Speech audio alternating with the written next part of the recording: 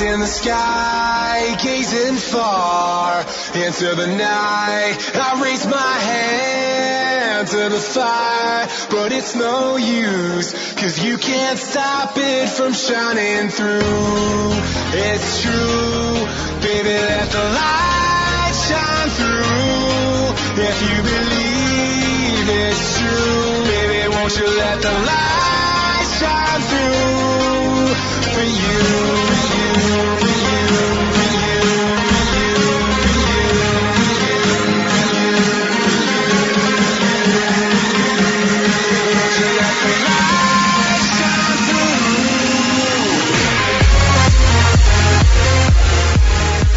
Hi everyone, welcome to Deception Detection Radio. I'm Kay. And I'm Chad. We pray you all had a blessed week. Tonight on Deception Detection Radio, we are joined by owner of RWA Films, who is a cinematographer, producer, director, editor, and actor, Rob Arnold. Rob has a new documentary series, Awakening Truth, that is slated for release sometime this year in 2016. To discuss Awakening Truth, we would like to welcome our brother in Christ, Rob Arnold. Hi, Rob. Thank you for joining us. How are you? I'm doing very well. Thank you for having me. Great. It's wonderful to have you with us. And you've brought a couple of your crew members along with you. Would you mind introducing them, please? Yes, yeah. I felt it was appropriate considering the fact that, Awakening Truth has been a 4-year-long process, and Dave and Trevor have been basically my main partners on this. And David is actually the main DP or director of photography. He does some great film work. And Trevor, he's been basically the assistant director and many more jobs as well. Trevor's been with it since the beginning, and it's been great. So, this is a nice. Here you go. I mean, I don't know what to say, but hello. Hi. Hello. Welcome. Hello. It's great to be here. It's wonderful to have all of you joining us tonight. We have been really excited about it, and Chad informed me today that we're going to have possibly a couple more joining us, and we're really excited. So Yes. This is great. Let's go ahead and do the opening prayer, and then we're going to jump right into Awakening Truth. Awesome. Everyone ready? Yes. Yes. Okay, Rob, if you go ahead and lead, and we'll be right there along with you. Great. Our Father, Our Father, art in heaven, It's in Heaven, hallowed be thy be thy name. name. Thy Thy kingdom kingdom come, come, thy will be done on on earth earth as it is in heaven.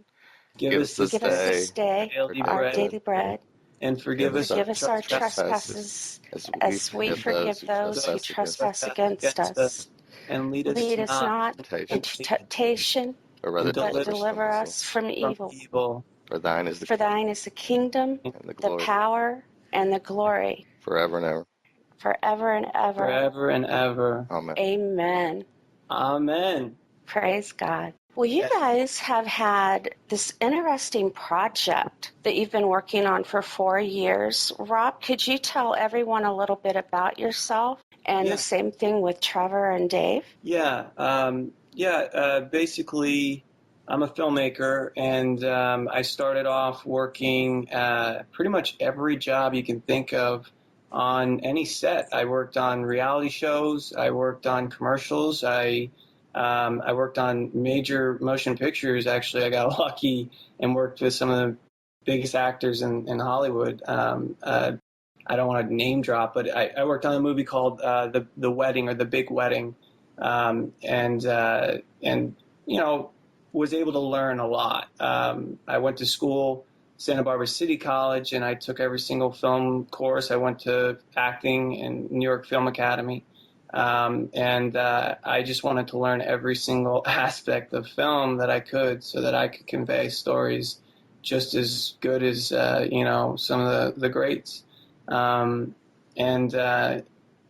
Basically once I got to the point where I was able to afford a production on my own, I needed some help, obviously, and I started to develop that, and one of the first people to come on board was Trevor, who actually got me into the topic subject matter. In fact, I didn't really know what I was going to invest in for myself, for the company or whatever. But Trevor kind of just came through with this whole ancient civilization and all this just new information that I was just like blown away by, because I was focused on being a good cinematographer, photographer, business, and all of that, mainly, not really getting interested in myself, really, learning more about myself. And that's really what this came down to. We became great friends, Dave, Trevor, and I. And we evolved together. We had some amazing experiences, and we met some people that are still to this day changing the way we think and the way we feel. I edit footage, and I still learn from Jim Vieira and Ross Hamilton, and the list goes on, and hopefully it'll keep going on. Chris Dunn was an amazing experience. Unfortunately, only Trevor was able to come there for a little bit, but yeah, we went to Peru together for the first thing, and Dave was the director of photography, Trevor the assistant director, as well as unit production manager. And I got to say, it was hard, but it was kind of just like God led us through. I mean, that's what I always said. It was always just like we were just doing what we felt was right. And to me, we worked 14, maybe 16-hour days, and we hit some. Yeah, of that's spots. very true. Some of those days, right? Yeah. Wow. And Dave was solid. Dave was like, if I didn't have Dave by my side, he was the only other camera op, the only other person that knew like how to actually set up a scene and get everything the way it was. Dave, you want to talk about how we filmed together and stuff? How that went? Well, it was definitely a good, chemistry. We definitely kind of stayed out of each other's way. That's a really big sort of thing. Is trying not to get the other camera guy in the picture. Yeah. I think Rob sort of worked pretty well with each other there. Yeah, just kind of knowing where each other were and everything like that. Yeah, being aware of each other, and everyone else, all at the same time with the camera in your hand. It's not the easiest thing. And then when I have to direct it, also I had a huge part of the series. Basically, my ex-wife was involved in the series as well, and in the beginning, and she wasn't my wife before we went to Peru. So it kind of got hard because now we've broken up, and I also have. There's a long story there. Yeah. But Dave and Trevor are now back. We haven't talked or worked together for a year, and now we're kind of reuniting, almost like coming full circle. And then we went to Washington to film Chris Dunn, who we wanted since the beginning, since we started, right, Dave? Yeah, he was always one of the big names out there for credible stuff and great documentation of everything he did. Yeah. You can't really doubt Chris Dunn's work. Yeah. Trevor, what do you think of Chris Dunn? You're a little bit of a fan, right? Yeah, Chris Dunn was the first one that I read who basically took all of the technical specs and how he translated his analysis of the Giza pyramids and some of the other megalithic structures all over the globe. And he showed in professional engineering terms and lingo and equations how incredible a lot of these megalithic structures are, that we look at them and we think it's a big pyramid, and we don't really think much more than that until you go and you see how precise they were built. It's, according to Chris Dunn's equations, that Giza pyramid is 10,000 times more precise than our current building standards in our modern society. That's how much better it is. And you're talking not only with the architecture of the outside structure, but what it has on the inside and possibly the meaning of those, correct? Oh. Yes. He's gone through not just showing, because what I was referring to is the building, like if you were to building codes and you had to build a structure that will sink, that is allowed only to sink or move relative to itself a certain amount, and if it moves too much, it gets condemned for not being solid. Mm-hmm. Well, the Giza pyramid, it's moved like about a millimeter, and it's almost 500 feet wide. It's very, very precisely engineered, and the inside, he was the first person that I read about to talk about how the pyramid doesn't make sense, the inside, to be considered a tomb. Yeah. It functions and looks like a machine. Like and a that's body. how you should be treating it, is it has a purpose. It's not just a pile of rubble that's meant to look nice and then you put some... Yeah, it wasn't for a pharaoh or a king, whatever. It's not supposed to just be a tomb with sarcophagus. It has much more. Well, didn't Nikola Tesla actually get into that on his research when he created the Tesla Tower? Wasn't he actually duplicating that technology? Well, here's the thing. The technology that he is duplicating is the technology that we have always had, or the connection. You have to. This is what Josh Toms said. He said, you have to have a good ground and a good antenna. And Josh Toms is one of the individuals in the documentary who actually studied Nikola Tesla's work, Ed Leeds-Gallin's work. He's very, very knowledgeable individual.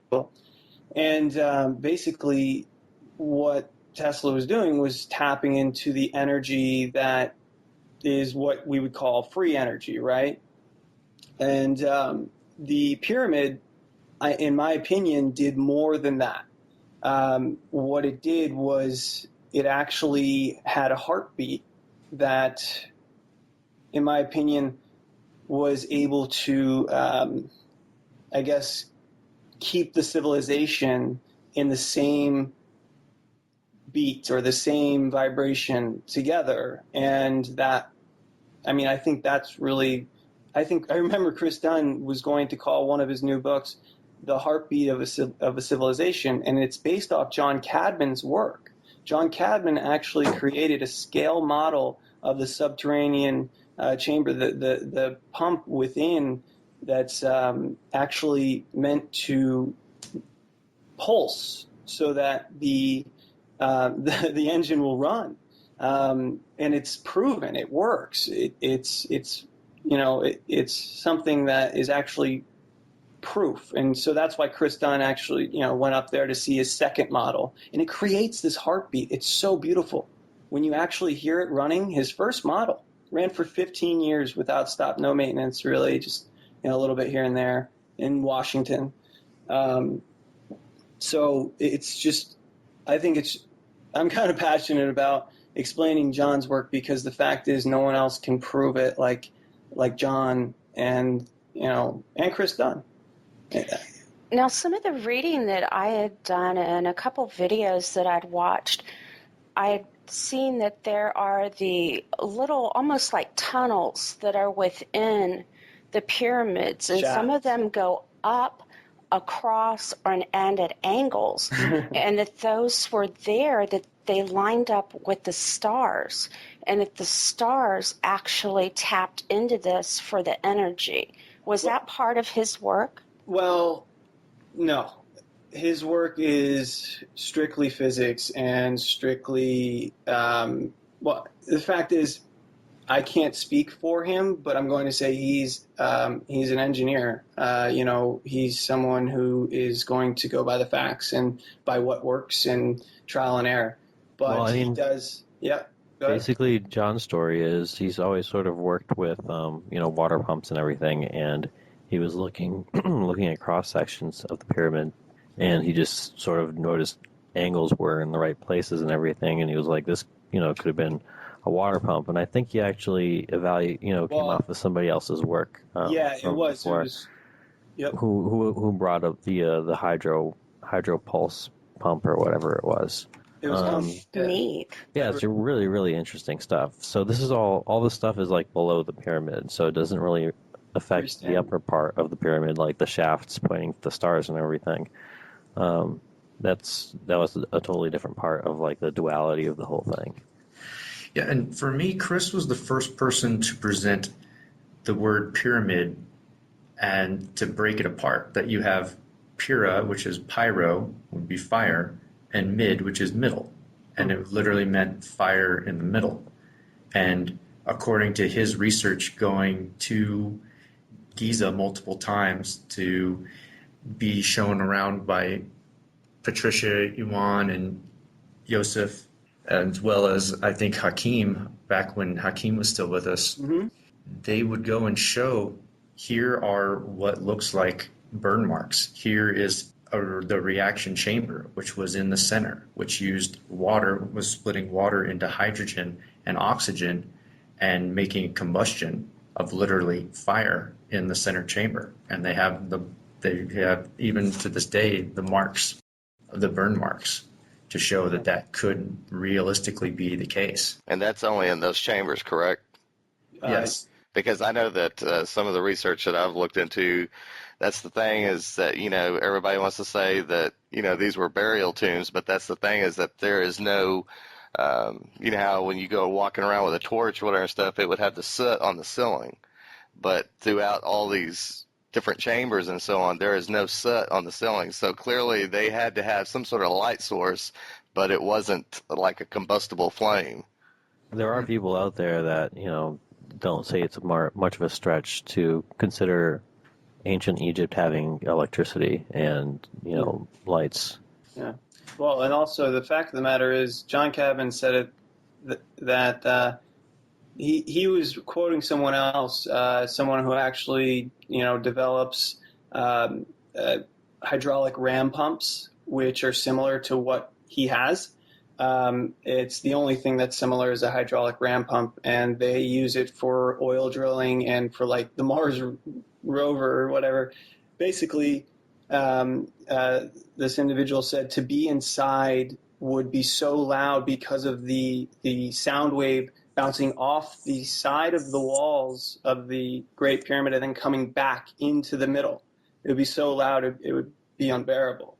That the King's Chamber was built as its own standalone unit that would be vibrating the entire inside as well as the chamber itself, and it would be unbearably loud. That it would not make sense for somebody to physically be standing in there unless they had a huge apparatus to muffle all the sound that their eardrums would be blasted apart. And the way that the chambers are built, the grand procession, like the grand hallway and entrance, and the angles and how high the ceilings are versus how steep the angles are, it doesn't make very much sense at all for people to be walking down, because the Egyptians were clearly very good at building. They knew how to build proper staircases and theaters and things that people would use on a daily basis. And the pyramid is built in a completely impractical manner if that's what it was for. It was for people to physically be walking in and out of it to pay homage. What's interesting is I want to take this back to Peru, because what we saw in Peru is very similar in how it worked. And it goes back to what you said, what you said about astrological signs. And the fact of the matter is, yes, it's incredibly important, because these ancients, what the natives, or the native oral history in Peru that talks about a culture that's older than the Great Flood, 12,000 years ago, it talks about a culture called the Piruwa people. And they basically, built like Machu Picchu, and they built all of the structures. The Coricancha is one of the major ones that we went to that shows a lot of different evidence that even when there was an earthquake, it would become stronger, and that's what Senor Renato said. It would actually harness the energies because of the point in which it was on the Earth and in that area, and that area is actually called the navel, or it's the center point. But they were actually looking for electromagnetic energy spots when they traveled. I mean, we used to migrate. The one big thing that I don't know if I should get into now, but we used to migrate all around the entire world, facilitating a function for the Earth. We were the top of the food chain for thousands of years with saber-toothed tigers, and then we stopped migrating. So what happened was, I believe that our thoughts became focused on whatever it was, agriculture or whatever that got us to settle in one spot all year round.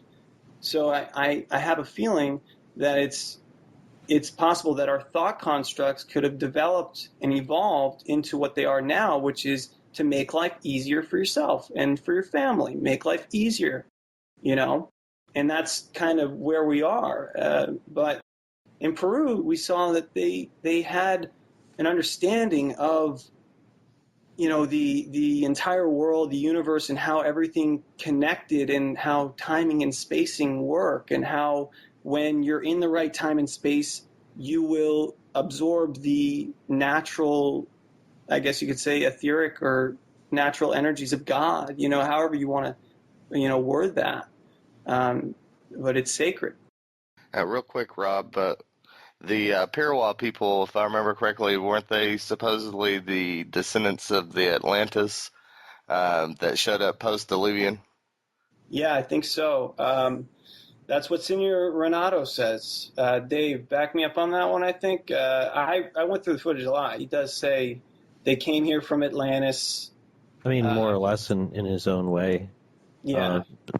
Senor Renato was he was a Peruvian man, so he didn't really know about, Ignatius Donnelly or anything like that. At least not to my, recognition or knowledge. Yeah. So he didn't really maybe understand the sort of Western Atlantis like theory. Of America, that's Jim Vieira. Right. Or just the, our conceived sort of Plato sort of Atlantis. Have you guys done any work with L.A. Marzulli at all whatsoever on this project? No, not at all. Actually, I know he's worked with Brian. I've tried contacting him, but I haven't received anything back. Okay, well, the reason why I was asking is because I know that he actually talked about a lot of the megalithic sites and the pyramids basically being on these ley lines, and that they're all basically connected. Like it was power source, communication, something that... Well, the people that built these things definitely were trying to communicate through time. They didn't build things that were going to topple over easily. They built them to last, longer than we have ever built anything to last. The Great Pyramid's been the biggest building in the world, up until fairly recently. Yeah. But it's still got the biggest footprint of any man-made structure. They utilize the evolutionary processes that were going to take place by taking that into account and understanding the world. We carve our way through society. We don't grow our way. We carve it. We create things. We should be creating ecosystems like around us instead of concrete. We should have living walls, growing walls. The thing is we're in a little bit of a disconnect to where I guess you can even say Tesla was, Ed Leeds-Gallon, the Peru people in general. Even Trevor brought up earlier about the people in Cusco and how it humbled him a little bit just to be there, and it did for me too. But Trevor, do you want to talk about that? Just the people and the lifestyle in Peru? Yeah, the Peruvians still have quite a bit of influence from the Peruwa people. After all, the city of Cusco is where the Coricancha is found, and that's the biggest city that you would stop in before heading over to Machu Picchu. So it's the center of all the megalithic structures there. And the Peruwa originally built Cusco and they purposely avoided using cement or other insulation building materials because they wanted to be connected to the earth. They wanted people to feel and be a part of it. They needed it was a vibrant. Sorry to cut you off there a little bit, but it was more because like the vibrations needed to work together as one piece. Like you have, a few tons in one stone and then even more in another, but they work together like Lego pieces and become stronger. That's why they still stand today. Well, yeah, but they also, it wasn't just the megalithic structures that they had this respect for being connected with nature and being connected with each other. And what I noticed when I was in Peru is how much more connected and aware the people were to each other. And this would include people that were strangers. They still had, in Peru, there still were people with cell phones and with cars. It's not like it was the Stone Age. But there was so much more of a human-to-human connection of people who valued what we used to really hold more dear, but it seems like our own technology has enabled us to lose some of this connection while we think we're getting more connected because we have more abilities, but they actually took the time to do that, which it seems like we're slowly moving away from. Yeah. Now I have to ask you guys, what was it like to be in Peru and filming? Because Peru is very, very protective of what has been left there by their ancestors. Exactly. Did you run into that to where you were watched like hawks? Yeah. Yeah.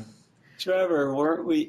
You were just saying a story. Luckily, we were with Brian Forrester, who's been there for a long time, and he's trusted and respected by the locals.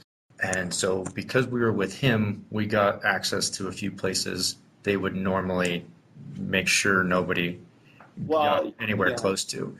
But there were a couple places that even he couldn't go, which was one happened to be a graveyard where they had a bunch of sacred giants and skeletons that we got as close as we could, and then they told us we couldn't go any further because part out of respect and part that they were very scared that something could happen if we were to film it and it was released to the public. I mean, you have to understand, we actually filmed graveyards, and Dave, I know you're going to remember this very well. Like when we walked on bones, they were everywhere because of looters that just went through. That was out in Nazca, but the giant graveyard that we weren't allowed to film, that was outside of Cusco. And that would have been evidence of giant femur bones that we filmed. A couple with Senor Renato, but he didn't have the one, apparently got stolen, that was indicating a 7-foot-tall individual. We have an incredible amount of anthropological evidence that shows, in my opinion, a couple different types of human. I mean, the skulls, right? I think the skulls are more interesting to look at than femur bones anyway. Exactly. Wouldn't you say so? Yeah. You had the elongated skulls. Were some of those more like straight up and some of them that went back, or what was the differences between the two? It depends on if it was cranial deformation or if it was actual genetic, I'm not going to say abnormality, just a genetic trait, because these individuals had one hemisphere, one brain. They didn't have a suture line down the middle. I mean, that was the biggest thing for me. And they had nerve-ending holes, little holes that came out in their jaw and in the back of their skull. Their skulls were, I believe, 12.5 cubic centimeters, right, Trevor? And that's double the size of a human skull, normal? Yeah, I think the biggest one that they had was 2.5 times the average human skull.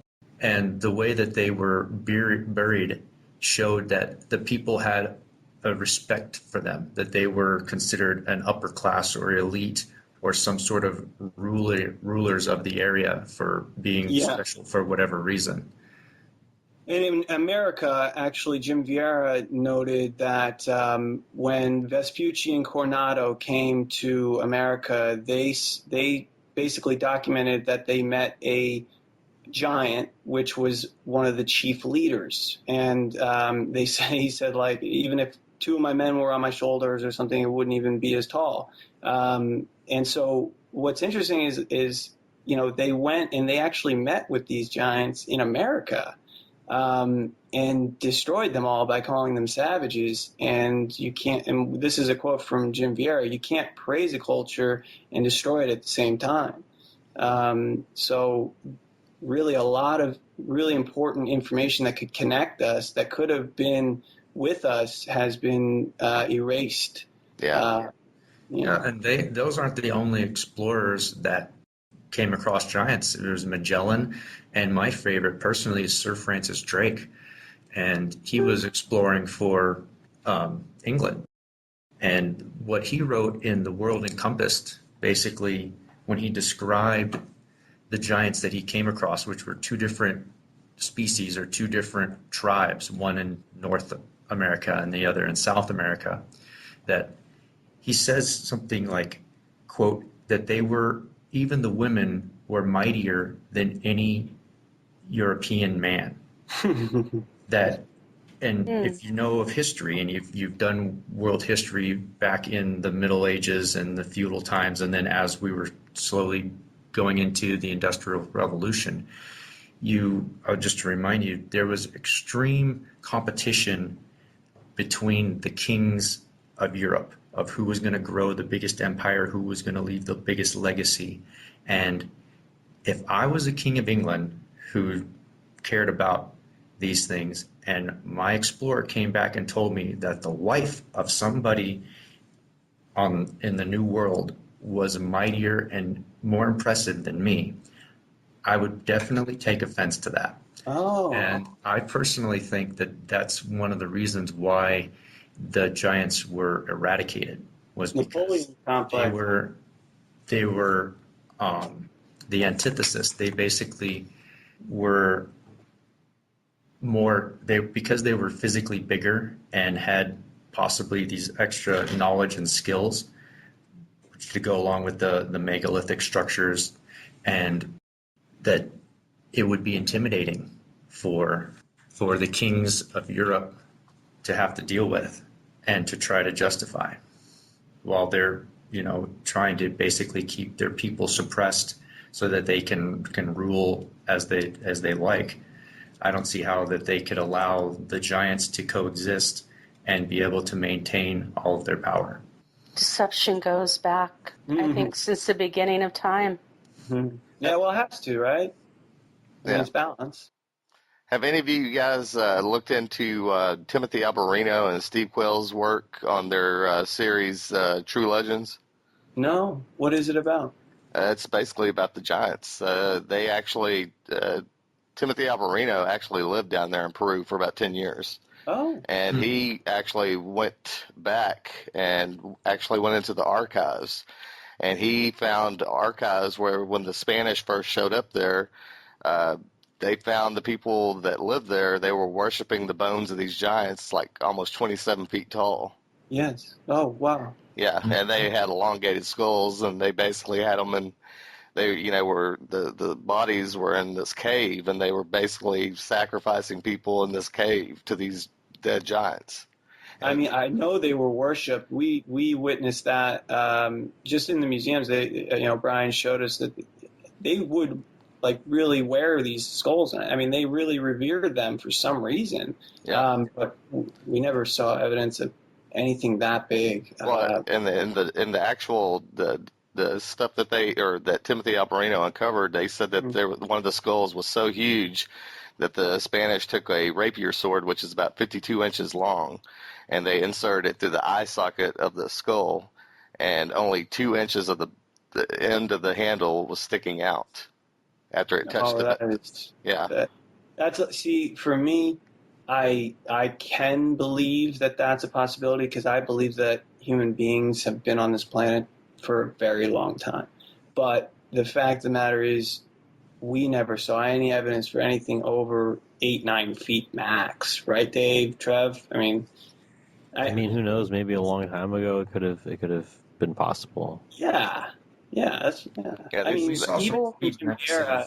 We've been told that the Smithsonian, when anything had been found, that they have stepped in, and even with the larger remains of the giants, that they took them, and that many of them have been destroyed. Yeah, and it's a cover-up. That's what it actually said, and the stuff that Timothy Alberino uncovered said that they sent some of them back to the Vatican, and the rest. There you go. That does make sense. I've heard like a lot of it makes a lot of the same stories and stuff. Yeah, they sent some to the Vatican, but the rest were destroyed, is what they said. Well, here's the thing. It goes back to Jim Vieira's quote: "You can't praise a culture and destroy it at the same time."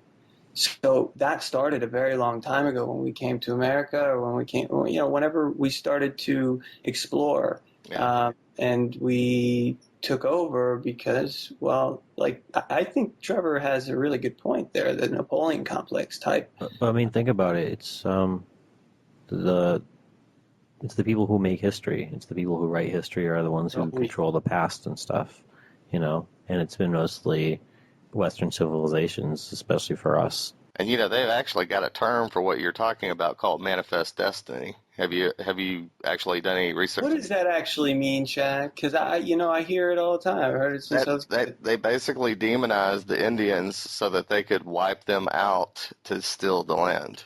Oh, okay. It was our destiny to rule the land all the way from the Atlantic to the Pacific. Was the manifest destiny. Yes. That makes sense. Okay. Wow. Well, wow. Okay. Thank you. Well, yeah, it's definitely what they did. Well, Jim Vieira never, he did the exact same thing, but in America. Yeah. Jim Vieira uncovered genealogy reports. He read through all these, like he said, these boring genealogy reports, going through all this stuff, and he found some amazing things, and actually little hoaxes. He said only a couple, and most of them were legitimate. And I take Jim's word. I really do. I got to say, he's an amazing individual and very credible. All the people we filmed. Oh yeah. I've been following Jim Vieira for quite some time, and here where I live here in Texas, I've got news clippings of 18-foot giants that they found here. And right down the road from me, that's the thing is I live out here in Dallas-Fort Worth area. Right down the road from me is Rockwall, which is about 10 minutes away. They actually found a giant rock wall, and they've got ground penetrating radar results where you can actually see the structure. And it's about 7 miles by about almost 4 miles wide. They penetrate. Wow. Wait, really? Can you send me? I'd love to see any information on that. Yeah, I've actually got it up on my Facebook page. You can check it out. It's about the 8. No, I will. That's great. That's wow. Yeah, they actually when they first discovered the rock wall and actually started digging down into it, they actually found a skull of an 18-foot giant. No way. Yeah. When was this? This was back in the 1800s, the late 1800s. Okay. Yep.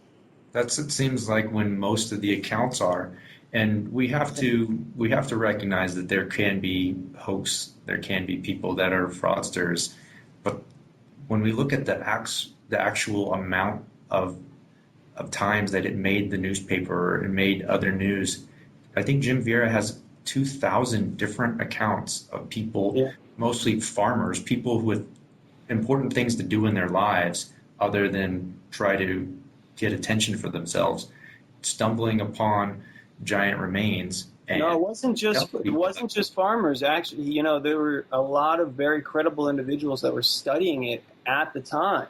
Well, this was in several Dallas Morning News and a few other articles back at that time. Published articles about it. There was a particular journalist who wrote at least 2 or 3 articles on the rock wall. He kept going out there and interviewing and looking into it. And even Aaron Judkins, he's actually seen some of the artifacts that they've, recovered from out there at the rock wall as well. And like I said, that's the thing is they've deliberately covered that up. I think they even had it on one of the History Channel shows. But, sorry to interrupt you there, but here's my thing, I guess. the covering up of it is not the important part. What's important is that we know that there's something being covered up, and that means that we should focus our attention and our observation towards things that will benefit us. And I believe that a lot of people, they get upset that things were they were lied to, right?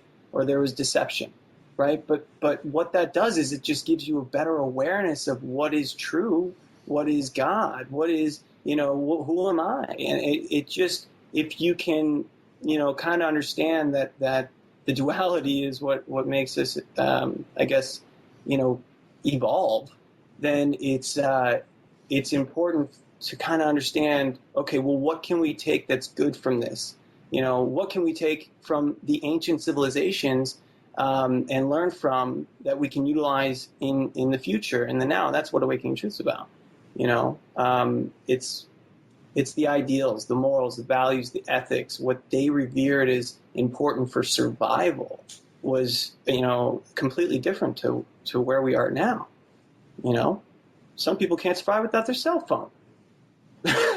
That's true. A lot of people know that my hometown, where I went to high school, and there was an elementary school there was a place called Indian Mound that sat in between the high school and the elementary school. There were giants buried all over the place there, and there are newspapers that covered it. But my great-aunt and great-uncle were born 1908 and 1912, and they'd never mentioned it. I never learned this until I moved to Indiana. It was something no one ever said a word about. That's actually Ross Hamilton's area out there, the Serpent Mound. Yeah, we worked with Ross. Actually, Dave did an interview with them and came out great. Ross had some really, really amazing things to say. Ross is amazing. Yeah, he's something. I'm from Connecticut, New York area, Connecticut and New York, actually, and I used to see these structures, what Jim calls the cairns, and they were deemed as colonial structures because, basically when everyone took over, they deemed them as their structures, but there are some still standing that were really made by Native Americans, but are called colonial buildings, So you can actually go to your parks sometimes in certain areas, and if you understand, the building style and certain things to look for, like the solstice stuff, you can find these things in your backyard. You can find all the evidence you want if you're open to it.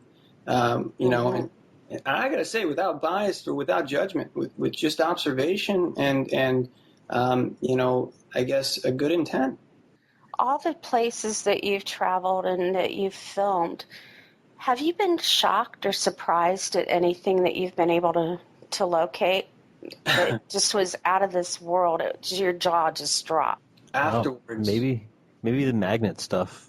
Oh. Up in Colorado. Just to see how far magnets can really take us and how renewable this energy could be, and how long we've had it and we're not utilizing it at all. How does that work? Yeah, well, you're talking about basically magnets encoded with multiple polarities will perform different functions when in motion with copper, because it creates an eddy current. And the eddy current is a basic cushion between the magnet and the copper, and it can't touch. So when you create a device like what Jonathan Searle, who we also filmed, he created the Searle effect generator, which is multiple magnets all encoded with multiple polarities, so they spin around a copper sternum, I believe it's called, like the copper in the center. And it spins around and it creates a toroidal field that actually acts as the motivation for the propulsion for it to continue spinning. And then John actually told us in his interview that one of the first ones he built went through the ceiling of his through the ceiling into the space and just never came down, just continued to go. And I wish I could remember more of his story because it was actually pretty intense. He had a couple of them. It disappeared? It just... Oh, like a UFO, yeah. Oh. Just went right through the ceiling into space. He had a couple stories that we entered. He had more energy than anyone else. We interviewed him for almost 3 hours after a full day of going around his entire place in San Diego with Fernando Morris and actually Jason Verbelli, who is an amazing person, very, very, very smart, and he's actually helping out a lot of individuals learn more about magnetism and just in general. I feel the roots of life. Jason is a wealth of knowledge. If you guys don't know who he is, you need to check him out for sure. Yeah, Dave, I'm glad you brought up the magnetism stuff, because that's been something that has given me an understanding of life, of God, of connection, of what the ancients were able to kind of tap into, like this energy we were talking about, right? This free energy. It gave me a visualization of what it is, because we wanted to show that it is possible now to use the tools and the thoughts and the ideals of the past and create a better future. So it was very exciting. That was a very interesting moment in our lives. It sounds fun, actually. Yeah, it is. Dave and I filming together, and Trevor rocking it. I mean, we do great together. We've had a couple other people on our crew, but they haven't been solid, and we happen to work really well together, and so it is fun, but a lot of the learning comes afterward. I've been editing the footage for years now, so basically I've learned through the editing. And Dave, I don't know if that's the same with you too. After watching the footage, I mean, it's almost like you don't absorb everything right away. Right. Well, I think that's normal just from being a camera operator. You're too focused on your shot and the framing and composure that you're not really paying attention to what people are saying or what's going on.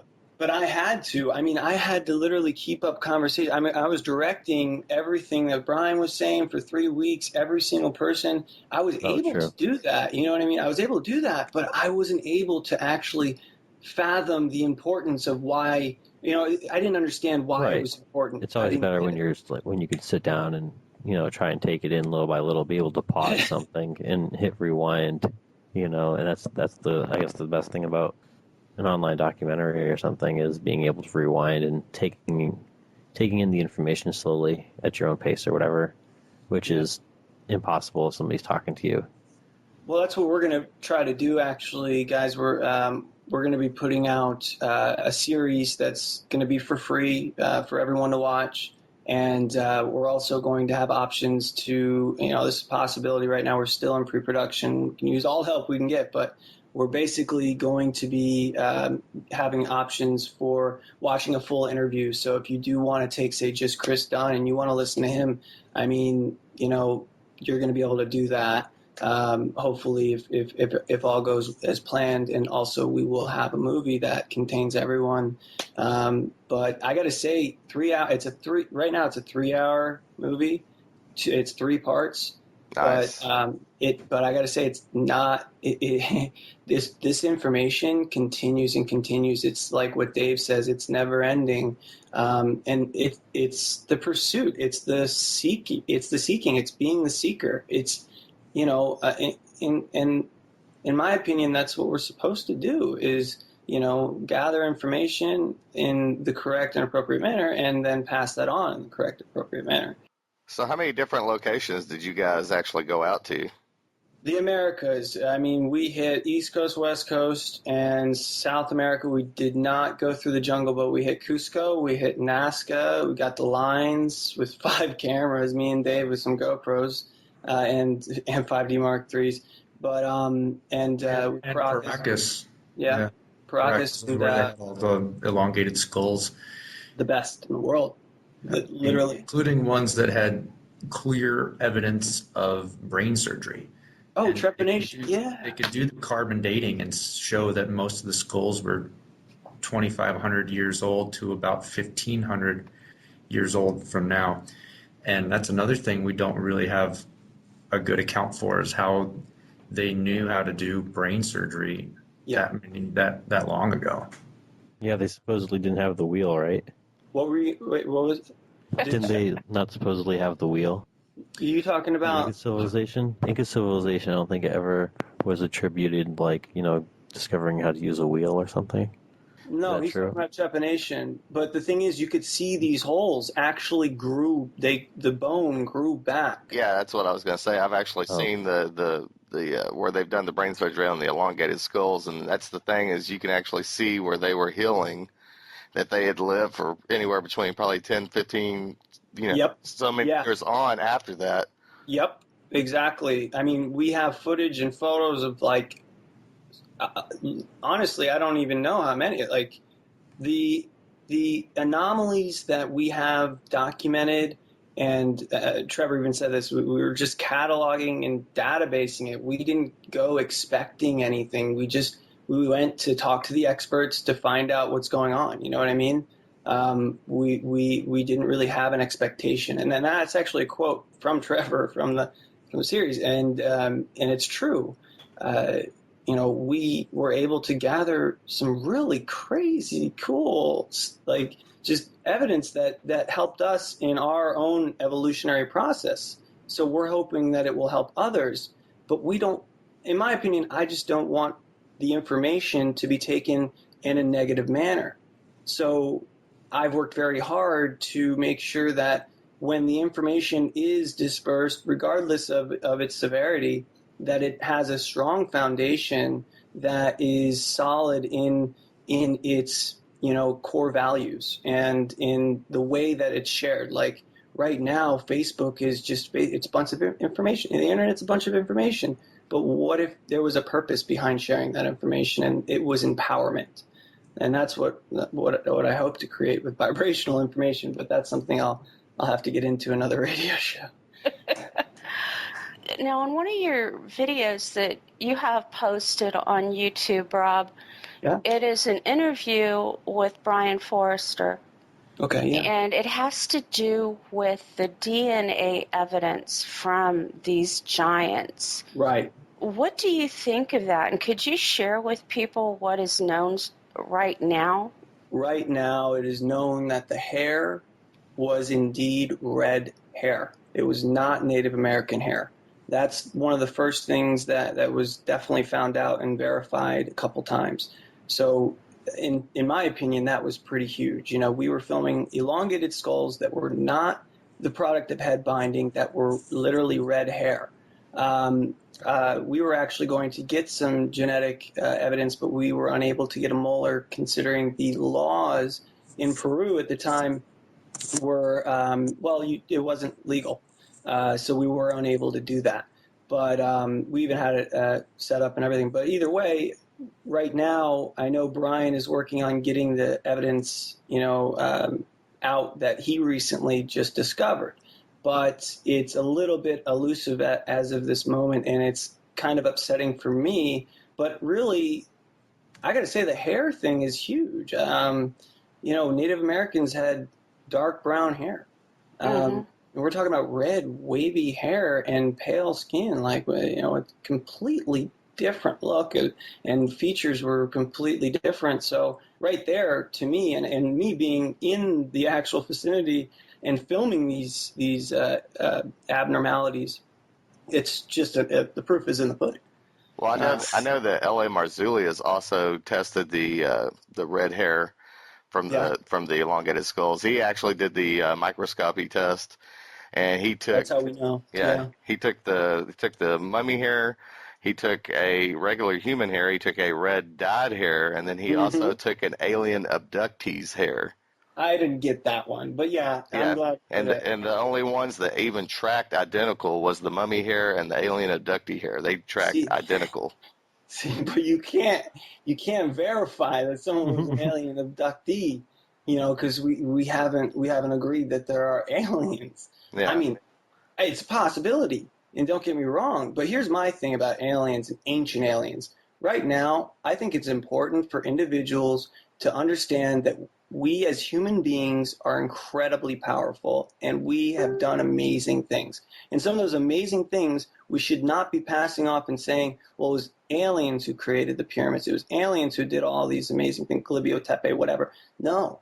Let's think about it as humans so that we can empower ourselves and not give that power away to something that we don't actually fully even know exists. Regardless of whether or not aliens do, I think it's more important for us to focus on the possibilities that humans did this so that we can get back to that. At least get the understanding so we don't throw it away.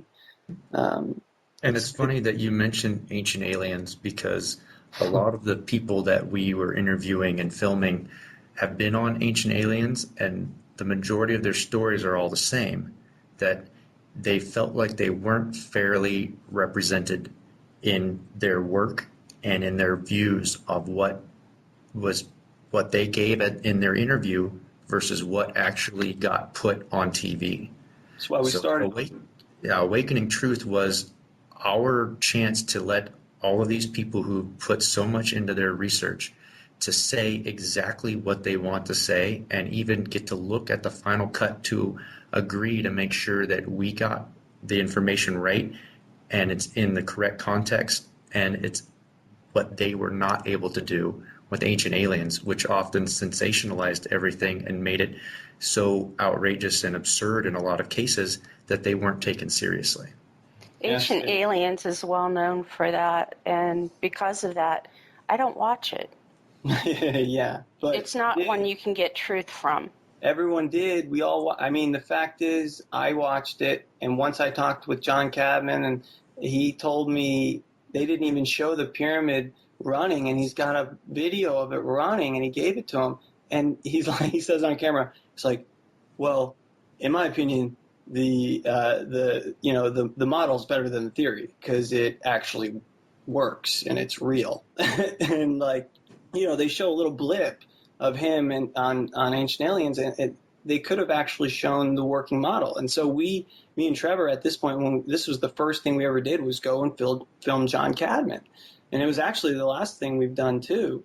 But, we went up there because we knew that it was important to get this information documented, and so that, it doesn't die with them. Honestly, John says that to me, and I hate to say that, but it's true because, you can't get more proof than an actual scale model of something that was inside the Great Pyramid and actually works, and works with theories of other credible individuals like Chris Dunn. It works hand in hand with his theories.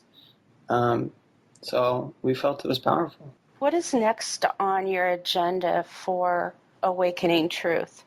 Right now, we are working towards consolidating content, which is immense. You're talking about a crew of 3 people, myself being the one that has close to 20, 30 terabytes. I use about 15 at a time. Right now, we're trying to gain a support, a community. We want to really bring everyone to a place where they can discuss these topics in an environment that's comfortable and safe, that doesn't criticize, and it keeps a fair, level playing field, and an area for people to grow and evolve in their own personal evolutionary process, become the person they want to be, and really, we just want to gain support so that we can continue. This is the main thing. We want support so that we can continue filming these credible individuals who have made amazing strides in these humanitarian-based aspects that could uplift our civilization for the better and for the whole.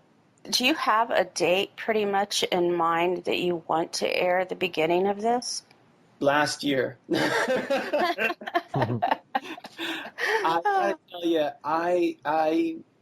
if the information and the individuals and all of it was just, it's too much substance to just slap it together and put it out there. But I have to say, our own personal lives have obviously come in.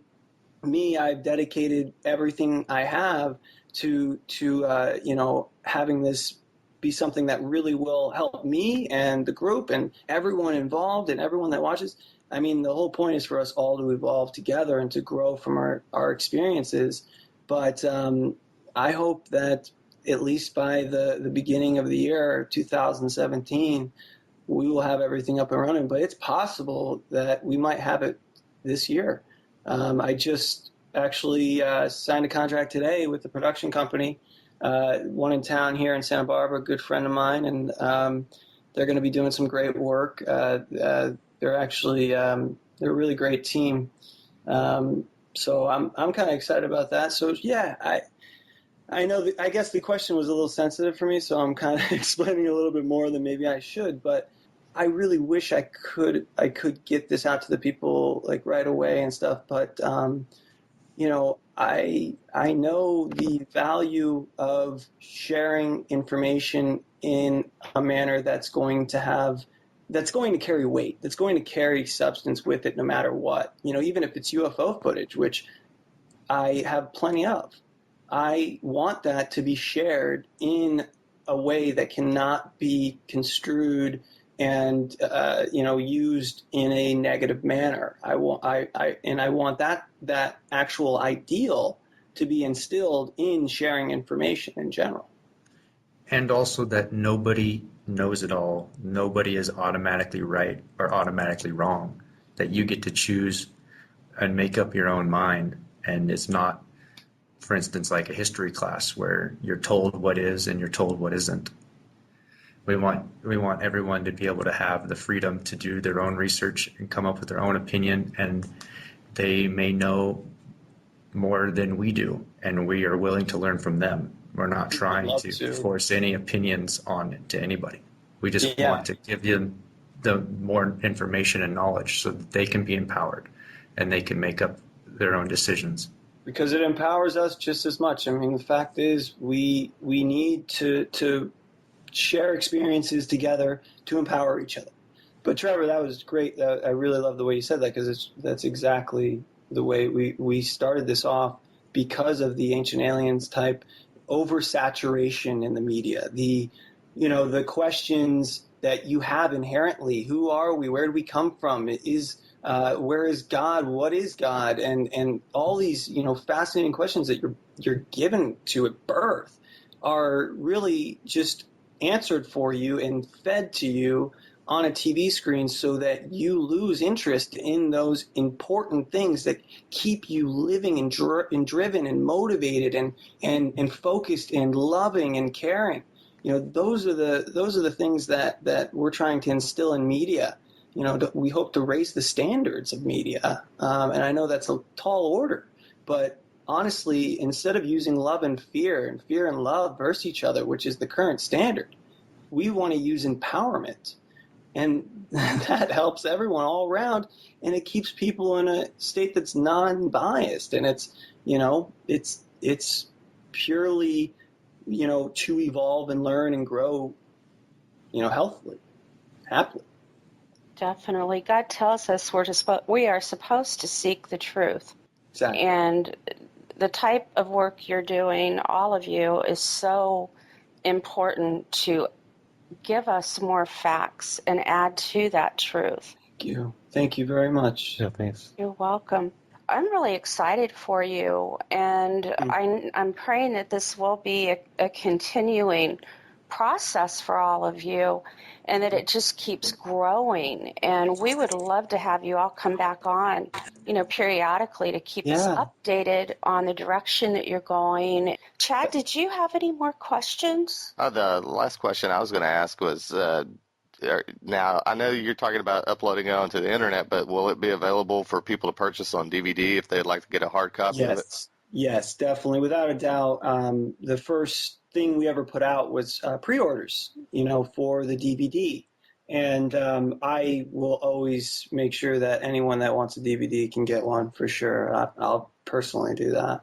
Right. I mean, the issue is we have just so many great interviews, and it's not something that we can just pack together into 3 hours and sell it. It's going to be like Rob was talking. It's going to be like a never-ending sort of documentary series. But there will be the one 3-hour documentary that people can purchase. It's just and the reason it's 3 hours is because when I tried to make it an hour and a half, when I tried to make it to any other TV standards or in general cut it down at all, it didn't have the substance that it has. So it really it's the 3 hours was important. Well, it sounds like it's going to be 2 DVDs in the because I think if I remember correctly, you can only get what it was about 2 hours and 23 minutes on a dual layer DVD, so it's easily going to be a double DVD.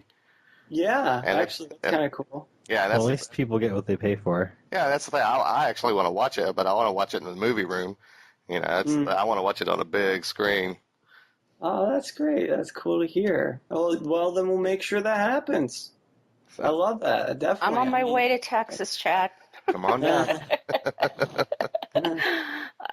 Was there anything else that you gentlemen would like to share with us? No, other than please check out my website. It's a work in progress right now. It's RWA Films, so film plural. That's for Robert William Arnold Films, and that's my company where I'll be putting up different information. There's a section right now called vibrational information. The name might change, but it's a platform I'm hoping to develop over the next couple of years that will be a hub for everyone to come together and stuff. But right now, to register, to put your email in so that we can contact you, give you the information straight off, hot off the presses. I mean, the fact is we're working as hard as we possibly can, and any help would be amazing. Emails would really, really help us out right now, and even 25 cents a month or something would be amazing. I mean, anything at all to help us keep going would be great. But we're gonna have some amazing content for you soon. I'm excited to be able to show it to people. Yeah, I've only seen bits and pieces, and I'm very excited to see your film. And you've only seen really bits and pieces. Yes. I haven't put much out there at all, and I'm so sorry, but I feel it's important to kind of. I don't want to give away all of it because it won't carry as much weight. It will still be the oversaturation type thing that is going on, where it's just little clips here and there and all that stuff, which we will have, and we have put out a little bit. But the fact is, it's the feeling that you get. Like you said, you want to watch in the movie room. Well, I want to make sure that you get that experience for that full 3 hours, and that's what has recently developed in the story, which is I'm really happy about, actually. And you also said that you shot this in 4K.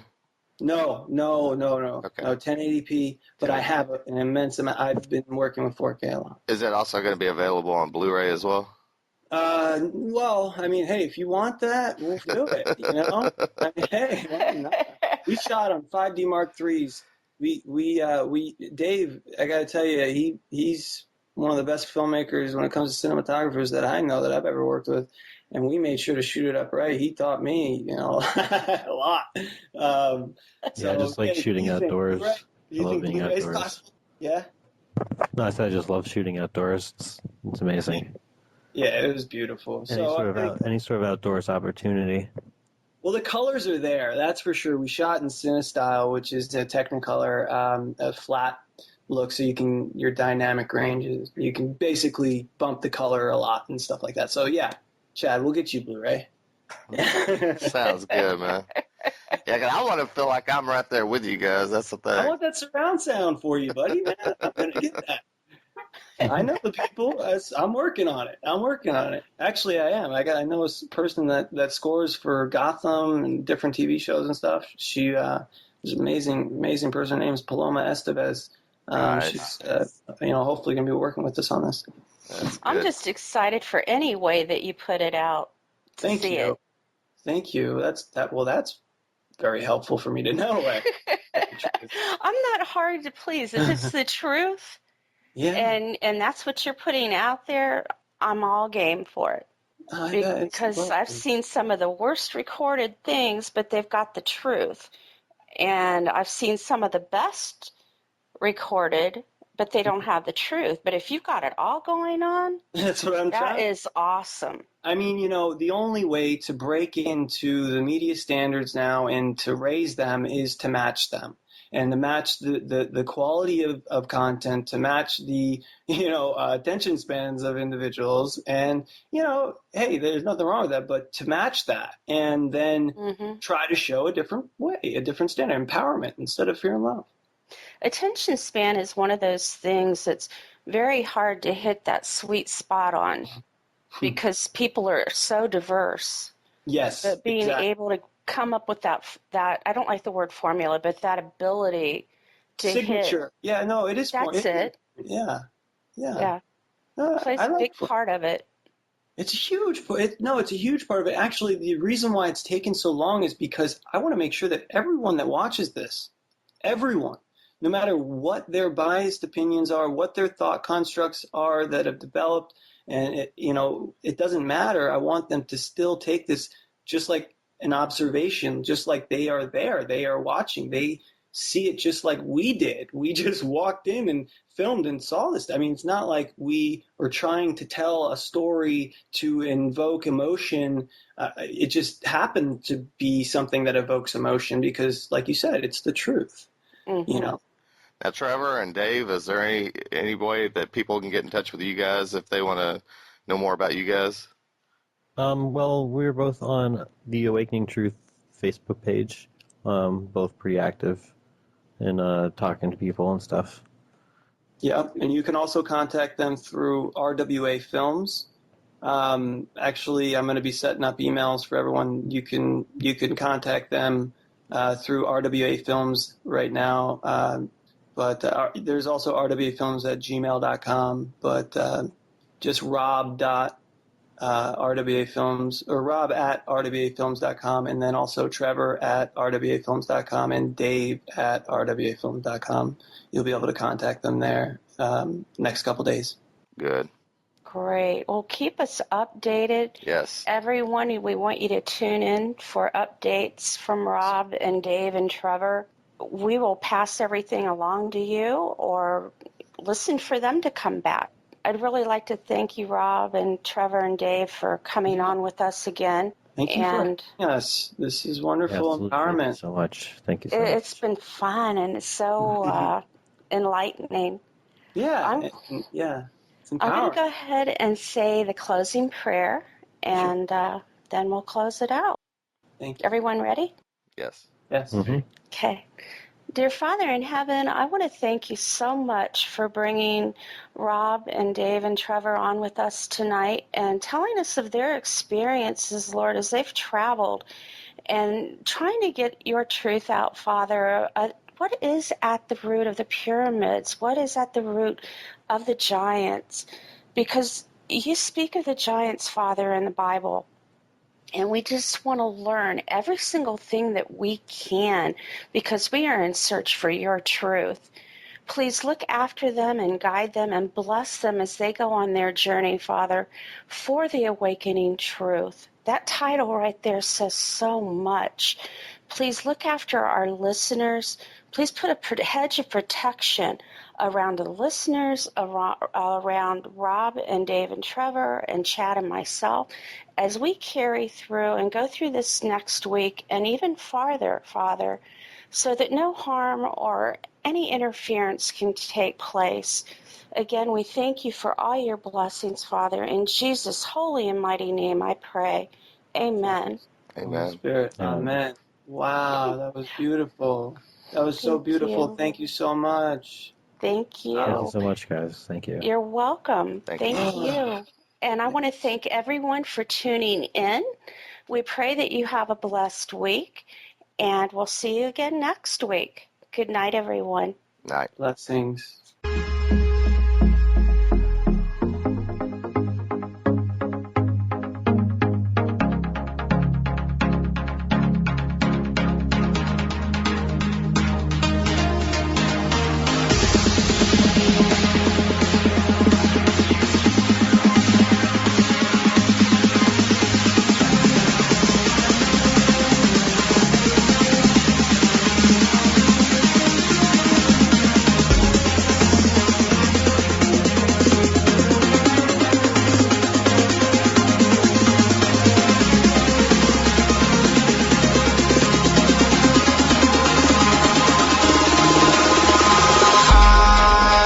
sky, gazing far into the night. I raise my hand to the fire, but it's no use, 'cause you can't stop it from shining through. It's true, baby, let the light shine through. If you believe it's true,